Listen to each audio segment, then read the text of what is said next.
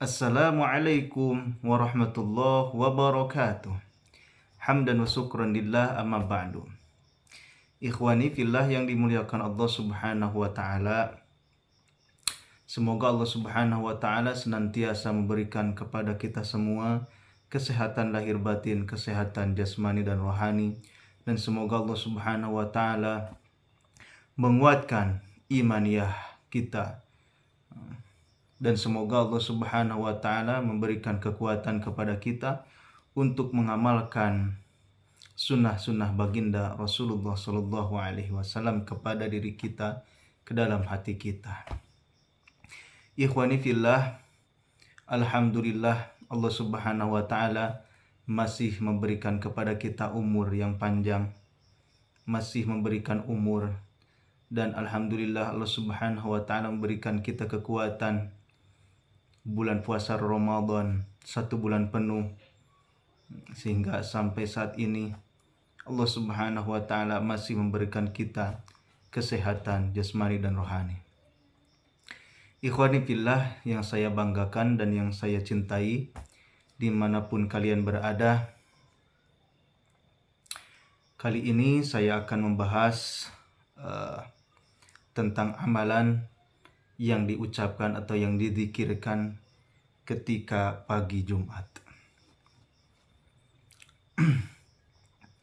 I'lam anna kulla ma yuqalu fi ghairi yaumil jum'ah. Ketahuilah bahwasanya setiap perkara yang dikatakan atau yang dizikirkan, yang diamalkan pada selain hari Jumat, yuqalu fihi, itu dikatakan pada malam Jumat atau pada hari Jumat. Wa yuzadu istihbabu kasrati dzikri fihi ala ghairihi, dan ditambahkan kesunahan memperbanyak zikir ya ketika Jumat sudah tiba. Maka di sini istihbab kasrati dzikri, disunahkan memperbanyak zikir pada hari Jumat, mengalahkan zikir pada selain hari Jumat.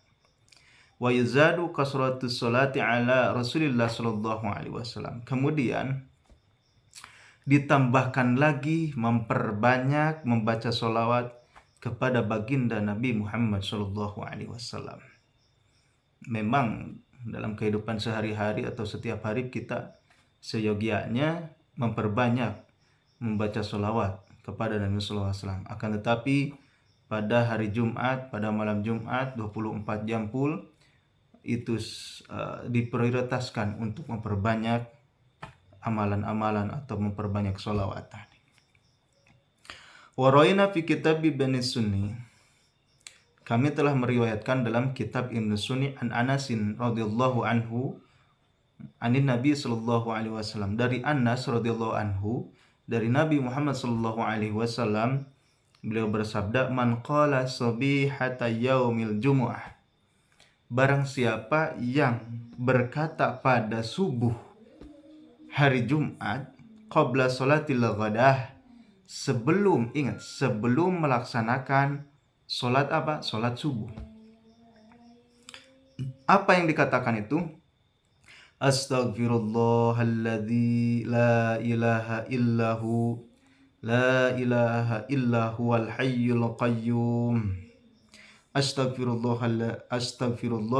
alladzi la ilaha illahu al hayya al qayyuma wa atubu ilaih 3 marratin.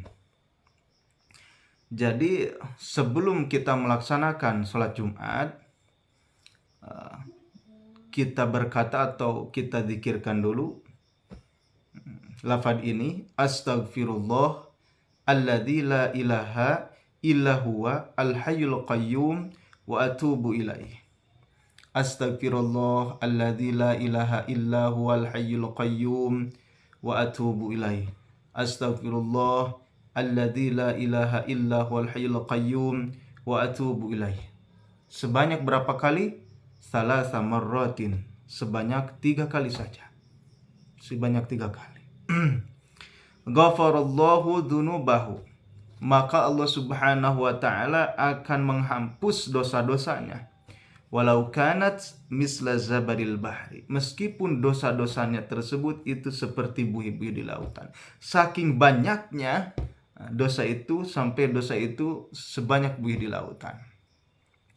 Akan tetapi hadirin yang dimuliakan Allah Subhanahu wa taala, perlu kita ketahui bahwasanya dosa di sini adalah dosa-dosa yang kecil, banyaknya dosa kecil. Saking banyaknya diumpamakan seperti buih-buih yang ada di lautan.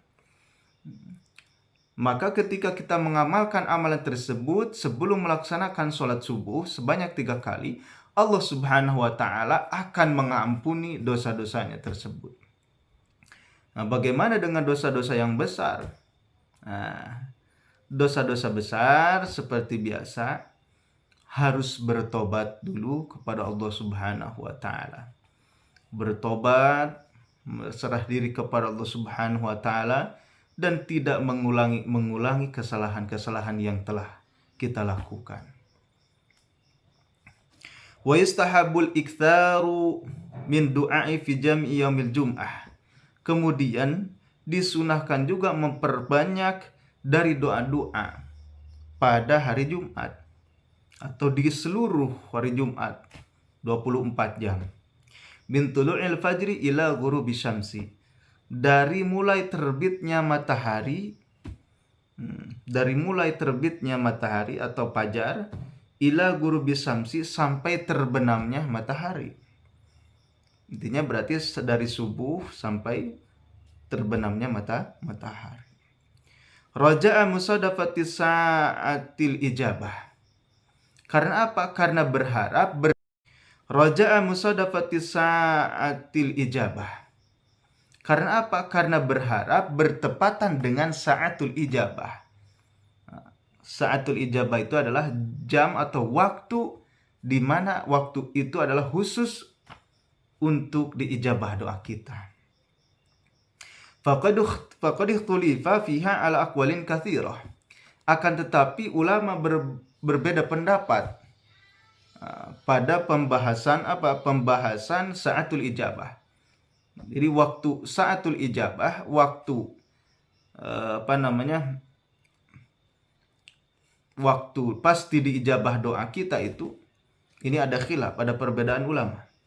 Faqilah hiya ba'da tulil fajri. Ada yang mengatakan bahwa sa'atul ijabah itu setelah terbitnya fajar. Jadi setelah subuh berarti gitu. Itu sa'atul ijabah setelah subuh.